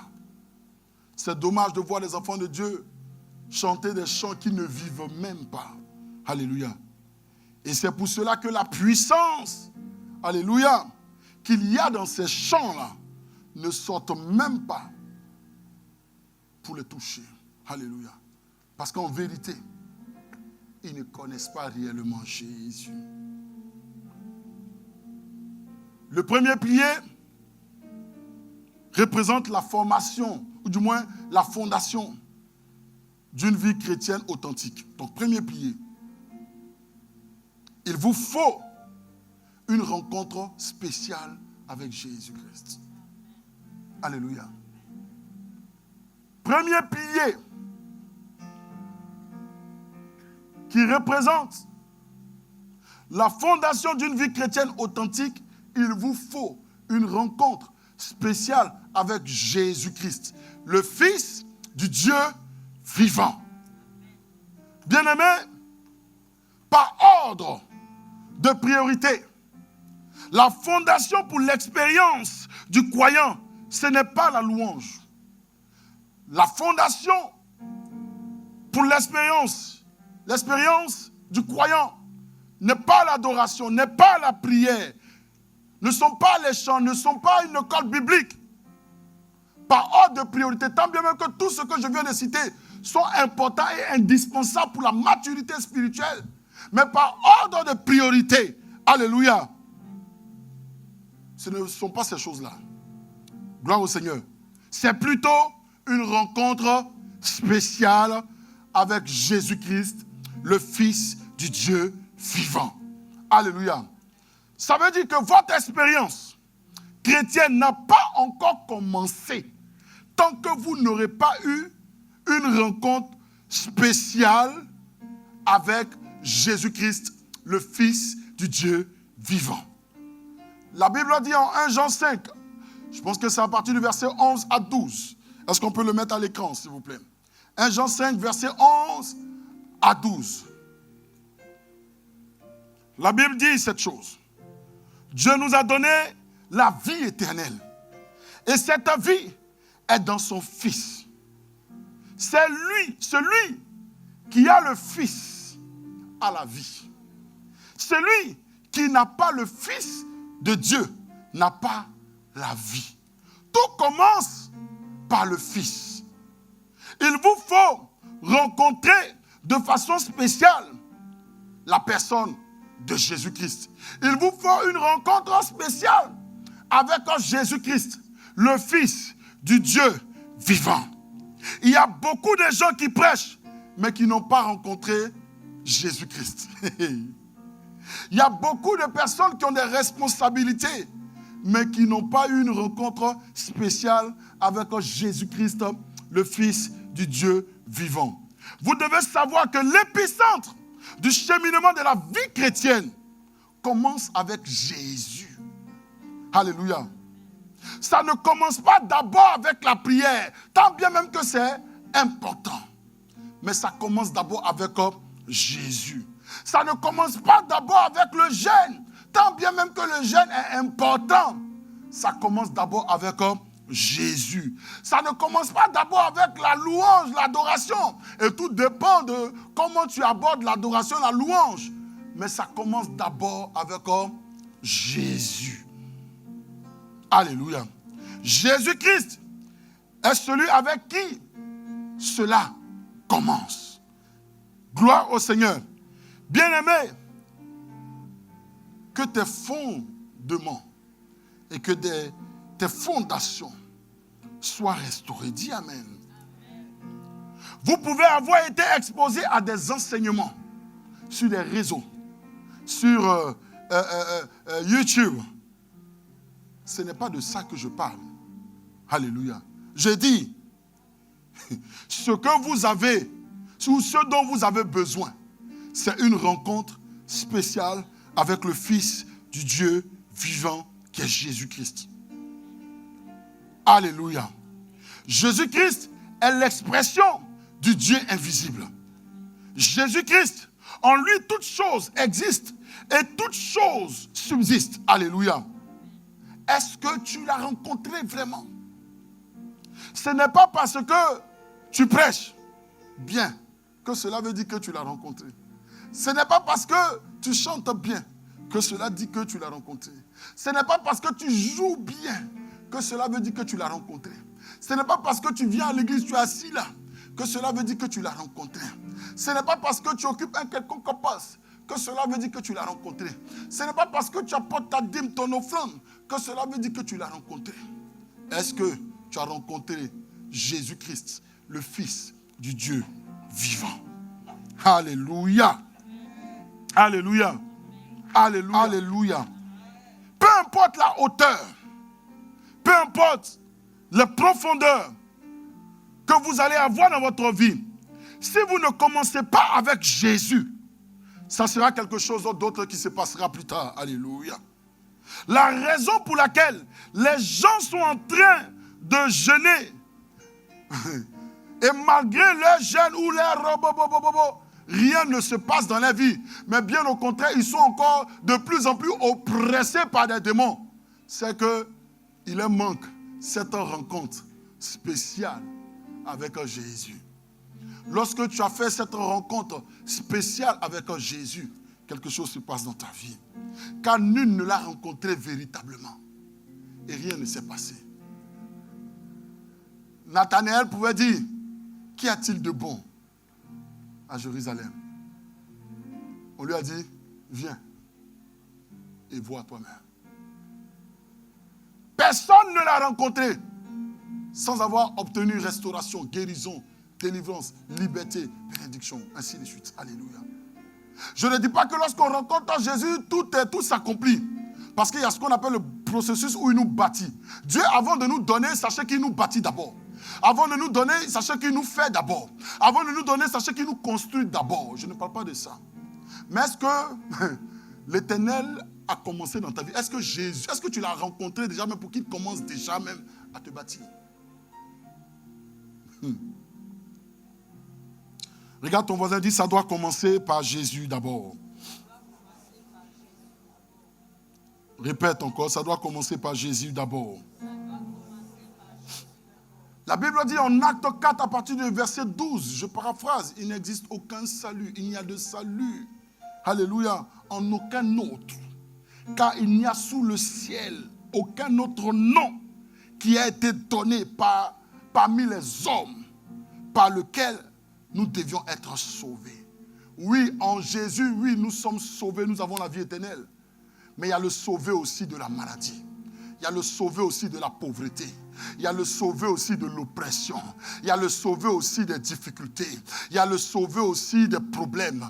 Il y a le sauvé aussi de tout ce qui n'allait pas dans ta vie. Et sache que le nom qui peut te sauver, c'est le nom de Jésus. Est-ce que tu as rencontré Jésus? L'argent ne vous sauvera pas. Alléluia. Les femmes, les hommes ne vous sauveront pas. Alléluia. Le matériel ne vous sauvera pas. Le travail ne vous sauvera pas. Lorsque les moments difficiles arriveront, ce qui vous sauvera, c'est Jésus, le nom par lequel nous sommes sauvés. Bien-aimé, tu es oppressé. Ce dont tu as besoin, c'est Jésus. Tu es malade. Ce dont tu as besoin, c'est Jésus. Tu es anxieux, anxieuse. Tu es triste. Ce dont tu as besoin, c'est Jésus. Tout va mal dans ta vie. Ce dont tu as besoin, c'est la rencontre avec Jésus-Christ, le Fils du Dieu vivant. Tu vis des difficultés accablantes. Ce dont tu as besoin, c'est Jésus, le Fils du Dieu vivant. Vous devez savoir qu'un homme ne peut pas se sauver, alléluia, car lui-même, ou du moins il ne peut sauver quelqu'un, car lui-même il a besoin de la miséricorde de Dieu pour être sauvé.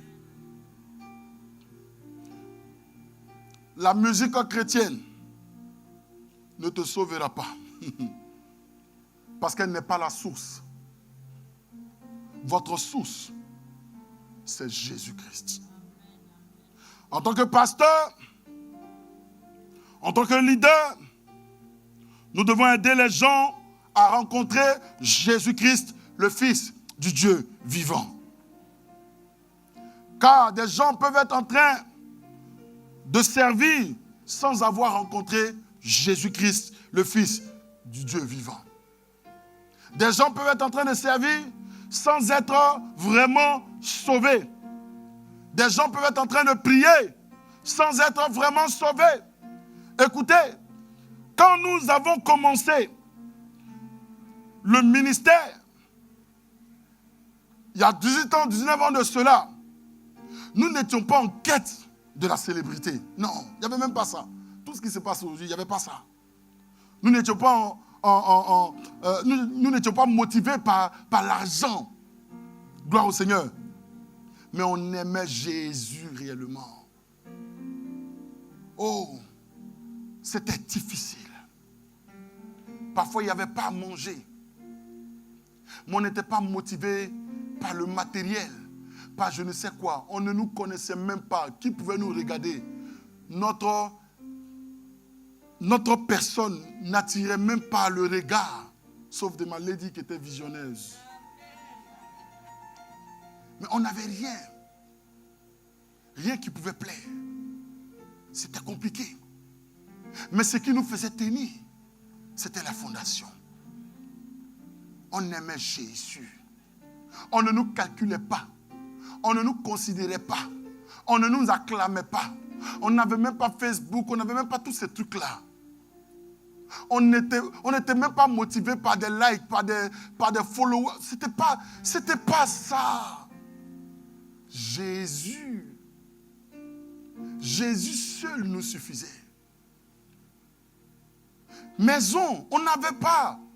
Qu'on ait une maison ou pas, Jésus était notre motivation. On n'était pas mariés. Jésus était notre motivation.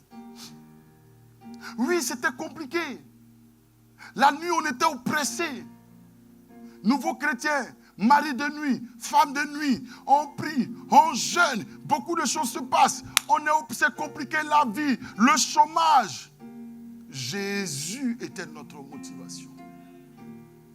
On ne savait pas ce qu'on allait manger le lendemain.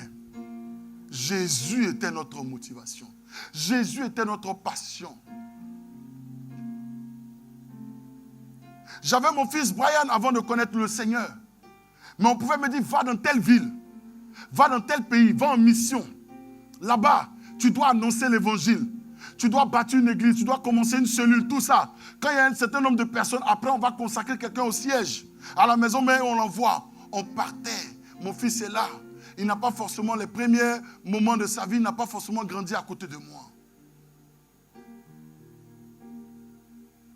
J'aurais aimé, mais la situation faisait que je ne voyais pas mon fils parce que ma situation ne pouvait même pas me permettre de le mettre à côté de moi. Je n'avais pas de maison. J'étais un sans-abri. Je dormais aujourd'hui dans des KGB. Demain, je dormais dans des églises. Demain, je me lavais dehors.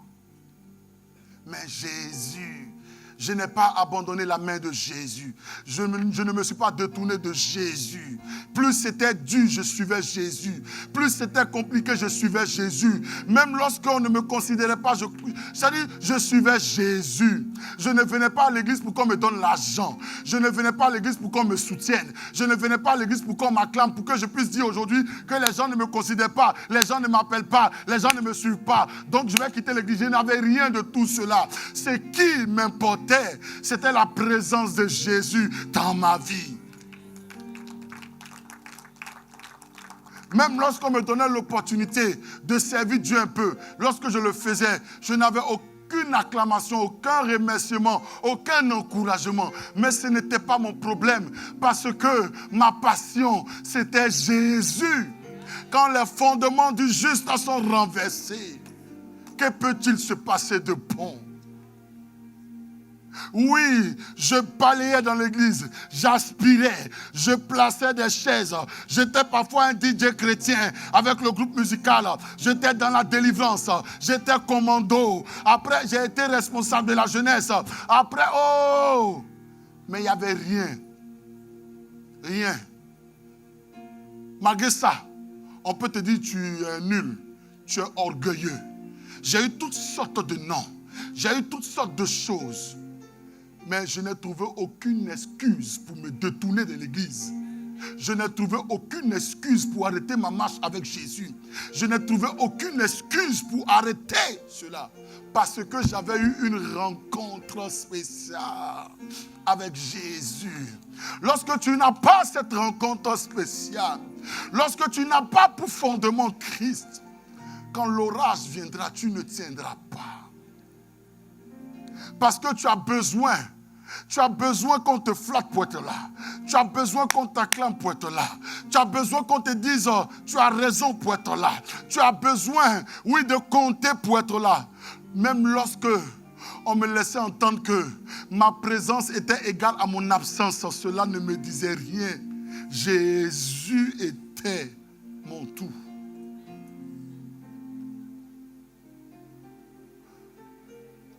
Je dormais à l'église. Parfois, on priait pour des gens qui venaient se recueillir à l'église. Avec mes aînés dans la foi, le pasteur Mustapha. Et je bénis le nom du Seigneur pour la vie de cet homme de Dieu. C'est un aîné, c'est un mentor et il a été comme un père pour moi. Parce que j'étais jeune dans la foi à cette époque. Et il faisait partie des grands frères qui étaient là dans l'église, qui servaient Dieu. Avec qui on marchait et qu'on suivait. Je bénis le nom du Seigneur pour sa vie.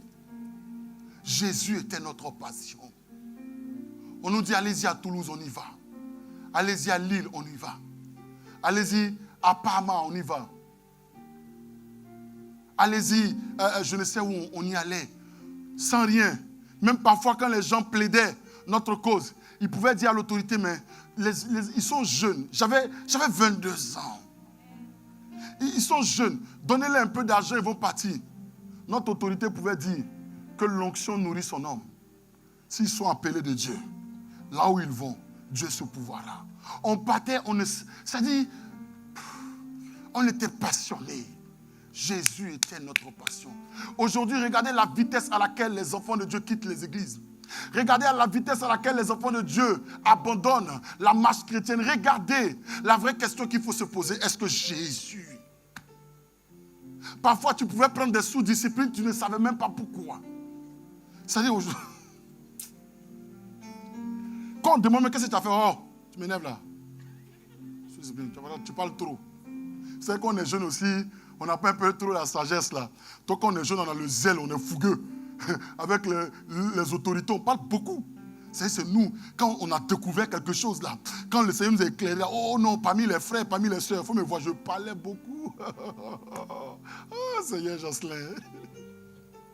Oh, je voulais tout démolir. Je voulais tout mettre dans... C'est-à-dire, je voulais faire tout par ma force. Je ne laissais pas Dieu faire. Mais en vérité, tout était motivé par la parole de Dieu. Et il y avait un peu de manque de sagesse parce que j'étais jeune. Voilà pourquoi il faut que vous ayez beaucoup de patience. En tant que leader, je parle à tous les leaders. Demain, vous serez devant des personnes. Dieu vous assignera un peuple. Dieu vous assignera une nation. Dieu vous assignera des enfants spirituels. Mais je crois qu'à mes côtés, vous avez vu. Vous avez vu la patience qu'il faut avoir avec des enfants spirituels. Vous avez vu la considération qu'il faut avoir envers les enfants spirituels. Vous avez vu la miséricorde, le pardon et la grâce horizontale qu'il faut manifester à l'égard des enfants auxquels Dieu vous assigne. Et je crois que vous allez les appliquer demain. Alléluia. Afin que vous soyez également des modèles. Vous soyez aussi des pères dignes. Des parents que Dieu veut que vous soyez pour vos enfants spirituels, pour des gens que Dieu emmènera auprès de vous. Lorsque vous serez dans des églises, lorsque vous serez en mission, n'oubliez pas ce que vous avez appris à mes côtés. L'amour transforme. L'amour illumine. L'amour change. L'amour est une puissance. Tout passera. Mais ce qui subsistera, c'est l'amour. L'ennemi peut tout détruire. Il peut arrêter tes rêves, il peut arrêter tes visions. Il peut même arrêter tes prophéties.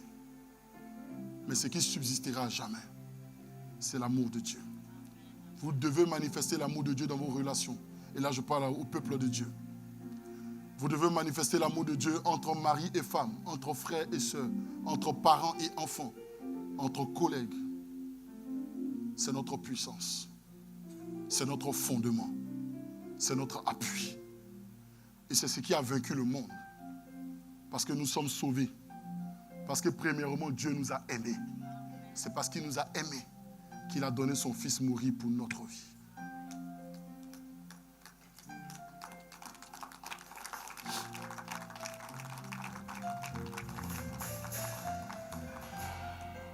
Nous n'étions pas en quête de toutes ces choses-là.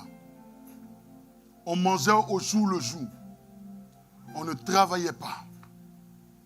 C'était compliqué. Mais on servait Jésus. On nous dit, va là. On allait. On nous dit, va là. On allait. On nous dit, va là. On allait. Est-ce que notre autorité était dans le vrai ou n'était pas dans le vrai ou? Ce n'était même pas notre problème. Parce que ce qu'elle nous disait, est-ce que c'était écrit dans la parole de Dieu? Oui. Les enfants de Dieu devaient aller prêcher l'évangile. Donc on y allait.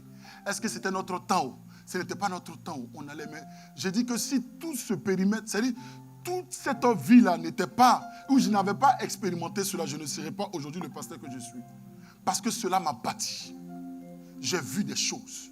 J'ai appris des choses. Il n'y a aucune personne qui n'ait fait quelque chose par bonne motivation et qui prend appui sur la parole de Dieu et qui sort bredouille. Non, non, non, non, non. Ça nous a bâti. Ça nous a construit. Dieu avait un plan. Parfois, on ne mangeait pas. On est en mission. À Toulouse, on est 2 jeunes avec mon frère, le prophète Ghislain. Il avait 2 ans de plus que moi. J'étais le plus jeune. Donc on parle. Et les mamans pour qui on priait, parfois, disaient, ah, papa, je tenais un peu de la bouillie. Et on buvait. C'était notre seul repas. Mais on servait Dieu comme ce n'est pas possible. 3 heures du matin, on est dans les rues. On a fait des tracts parce qu'on donne rendez-vous à des gens dans un lieu pour annoncer l'évangile. Jésus était notre passion. Ici à Paris, je n'avais pas part à la chair. Mais on nous disait bâtissez des cellules. On n'attendait même pas que même notre pasteur, notre leader nous trouve des endroits. On partait. Qu'est-ce qu'on peut faire? On voyait des sœurs qui veulent nous recevoir, qui veut que dans sa maison, on puisse faire une cellule et inviter ses voisins et qu'il y ait des conversions. Elle est là, ma fille Whitney. Alléluia. Son père, on partait dans sa maison. On annonce l'évangile. À un moment donné, dans la ville où on était, c'était à Logne. On a commencé. Il y avait Whitney, il y avait Doris. Elles avaient quoi? 13 ans. 13-12 ans. Moi-même, j'étais jeune, à 22 ans, on était là. On servait Dieu. Le papa, il était diacre. Avec sa femme, avec sa famille. Ils étaient là. Vous savez, quand vous voulez qu'il y ait des cellules dans votre maison, il va falloir que vous-même, vous soyez des exemples. Il va falloir que vous-même, vous contribuiez au bon fonctionnement de la cellule. Vous comprenez? Donc, ce père, c'est un homme de foi. Son papa, le papa de Whitney, j'ai fait l'école biblique avec lui. C'est un homme de connaissance. C'est un homme qui est christocentrique. C'est un homme de la parole. On a fait la même école biblique, ITS. On faisait dans sa maison, on commençait. Les gens venaient. À un moment donné, tous les voisins, les gens qui étaient dans les immeubles, en face, ça venait. Il n'y avait plus de place dans la maison. Tout le monde s'asseyait par terre. Elles sont là, elles peuvent témoigner. Ils étaient par terre. Je pouvais me mettre au milieu là. Et puis je prêchais l'évangile. J'étais jeune. Je prêchais l'évangile comme si j'étais devant vous là. Alors que ça n'existait pas encore. Et les gens, il y avait des délivrances. Il y avait déjà accepté le Seigneur. Alléluia. Il y avait des conversions. Elles étaient là, dans la maison là même, elles chantaient. Il n'y avait ni piano, il n'y avait ni batterie. Alléluia. La puissance de Dieu. Il n'y avait plus de place dans la maison. Il y avait tellement plus de place dans la maison qu'on s'est dit à un moment donné, non. Il faut qu'on sorte de la maison, il faut qu'on prenne une salle. Il faut qu'on fasse maintenant un grand programme d'évangélisation. Pour toucher, on est parti, on a pris le train. C'était la première fois que les policiers arrêtent quelqu'un dans l'église et le mettent en prison à cause de l'évangile. C'était dans mon groupe. Ce que vous voyez dans les trains, on a commencé ça, nous, en 2004, 2006. Les prédications qu'on voit aujourd'hui dans les trains, les jeunes, nous on a commencé ça. À cette époque, il n'y avait pas les réseaux. Elles sont là, elles peuvent témoigner. Et ce n'était tellement pas commun que quand on a commencé ça, les policiers sont venus.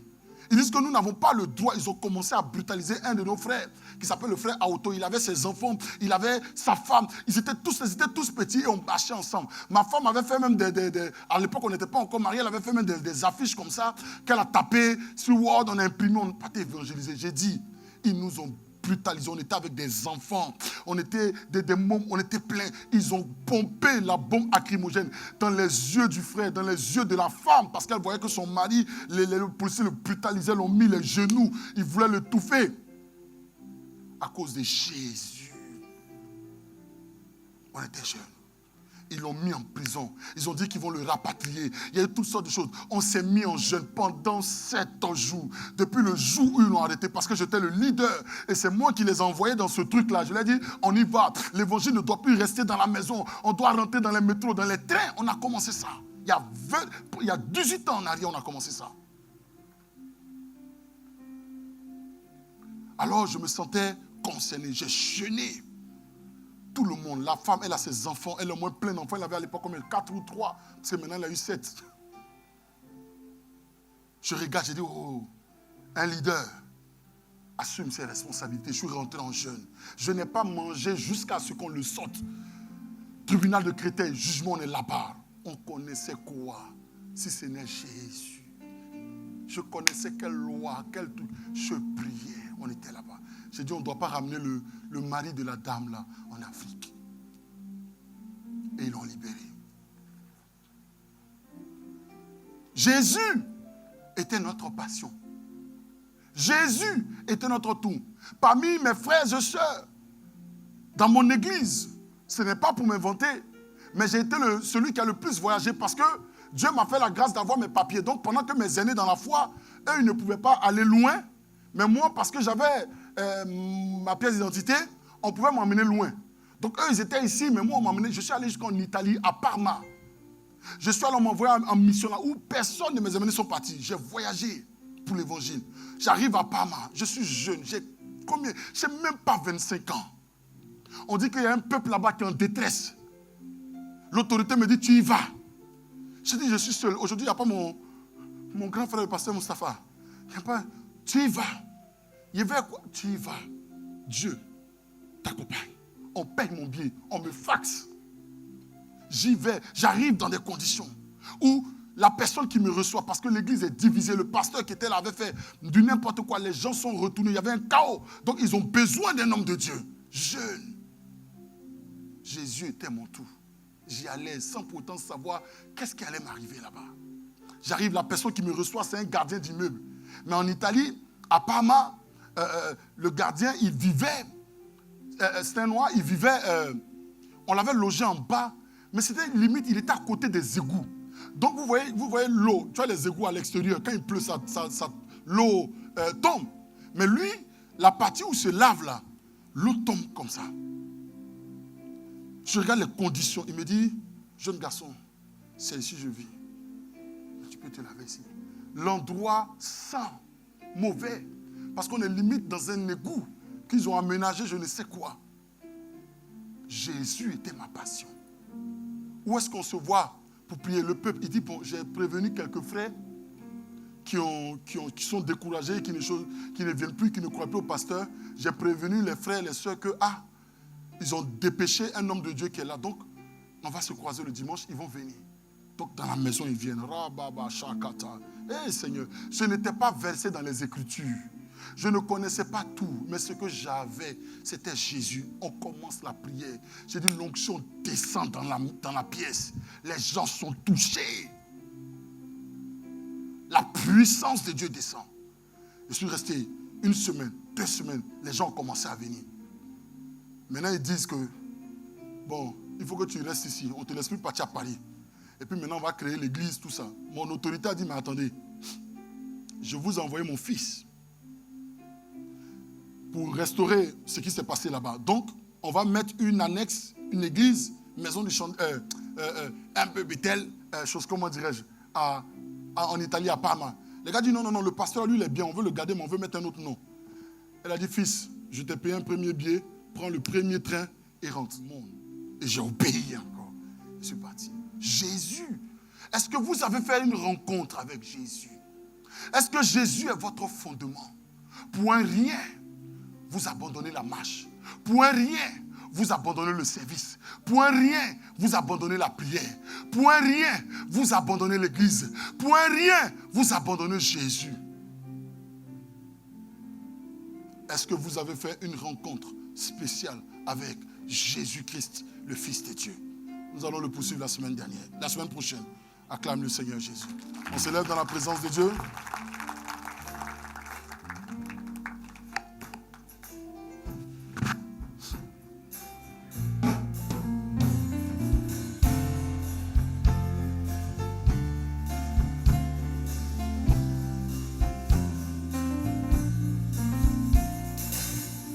J'aime ta présence.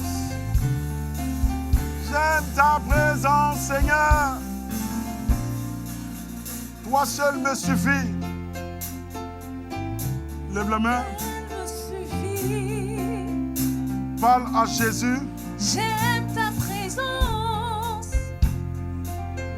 Même si tout va mal, Elle me rassure. n'abandonne pas Jésus. J'aime ta présence. Même si tout est compliqué, Elle me fait du bien. n'abandonne pas Jésus. J'aime ta présence. Même si tout est difficile, n'abandonne pas Jésus. Alors dis, Seigneur, remplis-moi. J'aime ta présence. Plus de toi dans ma vie, ta présence me suffit. Elle me rassure. Parle à Jésus pendant un instant. Ta présence. Si ces fondements dans ta vie étaient renversés, réponds-toi. Et aujourd'hui, restaure l'autel de l'Éternel dans ta vie. Prends une décision. Prends une résolution. Et suis-le réellement. On ne doit pas te motiver pour le prier. J'aime ta présence. On ne doit pas te motiver pour l'écouter. Elle me fait du bien. On ne doit pas te motiver pour venir à l'église. J'aime ta Si tu as présence. réellement rencontré Jésus, le Fils du Dieu vivant, Elle me rassure. alors tu feras toutes choses J'aime ta spontanément. présence. Tu as besoin de Elle me fait Jésus. du bien. Tu as besoin de le rencontrer. Tu as besoin de l'expérimenter. Tu as besoin de le chercher. Elle me rassure. Que sa présence ne doit plus être quelque chose de raconter. Oh, le temps est arrivé. Ou bien aimé, tu dois mettre à part la distraction. Tu dois te mettre à part. Tu dois te consacrer. Tu dois abandonner ce qui n'est point à sa gloire. Tu dois rentrer dans la présence Marabakata. Elle me fait du bien. Oh, je parle à plusieurs Elle me personnes. fait du bien. Ah, Dieu vous veut. Elle me fait du bien. Il vous veut dans un moment de retraite. Karabashakata. Je me rappelle quand il m'a dit, fils, le temps est arrivé où tu dois me mettre 21 jours de jeûne à sec à part pour moi. J'ai dit, Seigneur, dispose l'espace si cela est ta volonté. Alors le Seigneur a disposé l'espace et je me suis mis à part pendant 21 jours, 21 nuits. Je n'ai pas mangé. Parce que Jésus était ce qu'il y avait de plus précieux pour moi. Tout ce que je voulais, c'était Jésus. Plus de lui en moi. Plus de lui en moi. Plus de sa voix. Je ne voulais plus de ce Jésus raconté, de ce Jésus proclamé, mais un Jésus palpé, un Jésus expérimenté, où sa présence est palpable, où sa présence est réelle. Oui, ce n'est plus quelque chose de lu, ce n'était plus quelque chose de raconté, ce n'était plus une question d'espérance, mais c'était réel. Lui, moi, c'était réel. Le temps est arrivé où tu dois te mettre à part. Tu dois te mettre à part. Tu dois te mettre à part. Afin que cette grande grâce puisse se manifester dans ta vie. Tu dois prendre, oui, 3 jours de jeûne à sec enfermé. Pour d'autres, c'est 1 semaine. Pour d'autres, c'est 21 jours. Selon que le Seigneur te mettra à cœur. Seigneur, ta rencontre. Oui, je t'ai accepté. Oui, je t'ai expérimenté. Seigneur, encore plus de toi. Que cela soit encore plus palpable. Que tu me parles, que j'entende, que je te parle, tu m'entends. Que je sache quand tu me parles, quand c'est toi qui me parles parmi plusieurs autres voix. Que je sache quand tu me touches parmi plusieurs touchés. Que je sache quand tu me dis va parmi plusieurs autres voix. Que ma vie t'honore et te glorifie. Mais pour cela, j'ai besoin de te connaître davantage. J'avais pris conscience que cela pouvait que se faire dans l'intimité. Oui, où il n'y avait plus de télé. Où il n'y avait plus de téléphone. J'ai mis tout ça, j'ai éteint. Il n'y avait que mon cahier. Le Seigneur me révélait les mystères. Il me révélait comment l'adversité travaillait dans la vie des enfants de Dieu. Il me révélait ce qui se passait, oui, en sa présence. Il me révélait beaucoup de secrets. Et j'écrivais. Pendant que plus les jours passaient, je m'affaiblissais. Je ne pouvais plus tenir debout. Sa présence était réelle. Sa présence était palpable. Oui, l'alliance a pu se tisser. Le signe de reconnaissance attaché à mon ministère a pu être élaboré dans cette période. Il m'a dit, lorsque je ferai cela, sache que c'est moi. Tu pourras me reconnaître parmi tant d'autres voix, parmi tant d'autres touchés. Quand je veux toucher quelqu'un, quand je veux guérir quelqu'un, quand je veux délivrer quelqu'un, quand je veux restaurer quelqu'un, quand tu seras sur la scène, voilà le signe qui te permettra de pouvoir descendre et de savoir que je veux faire quelque chose. Tout s'est développé là. Tu ne pourras pas expérimenter des grandes choses si tu ne sais pas te mettre à part, si tu ne sais pas consacrer, si tu ne sais pas payer le prix. Par amour et par passion, afin d'être un instrument d'efficacité. Marabakata, je sens une forte onction. Oui, tu ne pourras. Rentre seulement, rentre. Ne t'inquiète pas de ce qui se passera. Non, rentre. Rentre. Rentre selon ce que le Seigneur te dira. N'attends pas que l'Église décrète un moment. Préviens ton autorité. Préviens tes responsables pour qu'ils puissent t'assister. Mais rentre. Le Seigneur veut faire de grandes choses. Dis-lui, Seigneur, j'aime ta présence. Oui, vas-y, adore-le, adore-le. Lève les mains, je prie pour toi.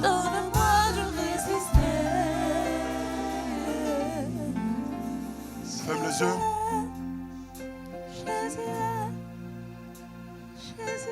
Yaba Shakata. Borobo Shinama Katelelebo Shakata. Remplis tes enfants, remplis-les, remplis-les. Ils ont dit plus de toi. Ils ont dit plus de toi. Ils ont pris la résolution de restaurer les fondations de l'Éternel dans leur vie. Ils ont décidé de s'approprier ta parole, qui est le sceau de tes fondements. Je te prie par l'esprit de grâce que tu les aides à pouvoir honorer cet engagement. Je te prie de les remplir de toi, plus de toi, la passion de toi. Et que ceux qui ne t'ont pas encore rencontré, qui n'ont pas encore fait cette rencontre spéciale avec toi, qui commence d'abord par la conversion et qui se poursuit dans l'intimité, dans la consécration, je te prie de les aider à expérimenter cela pour la seule gloire de ton nom, afin que le feu qui sillonnait au-dessus de leur vie Afin que l'onction qui résidait en eux, afin que la puissance qui sillonnait au-dessus de leurs ministères, au-dessus de leurs foyers, au-dessus de leurs entreprises, au-dessus de leurs projets, au-dessus de leurs études, puisse descendre pour la gloire de ton nom dans leur vie et au travers de leur vie. Fais-le pour la maison du chandelier tout entière. Pour la seule gloire de Jésus, Saint-Esprit. Dans le nom de Jésus-Christ. Que quelqu'un dise Amen 3 fois. Amen, Amen, Amen. Est-ce que tu peux acclamer? Est-ce que tu peux acclamer Jésus? Est-ce que tu peux acclamer Jésus? Est-ce que tu peux pousser des cris de joie à la gloire de Jésus?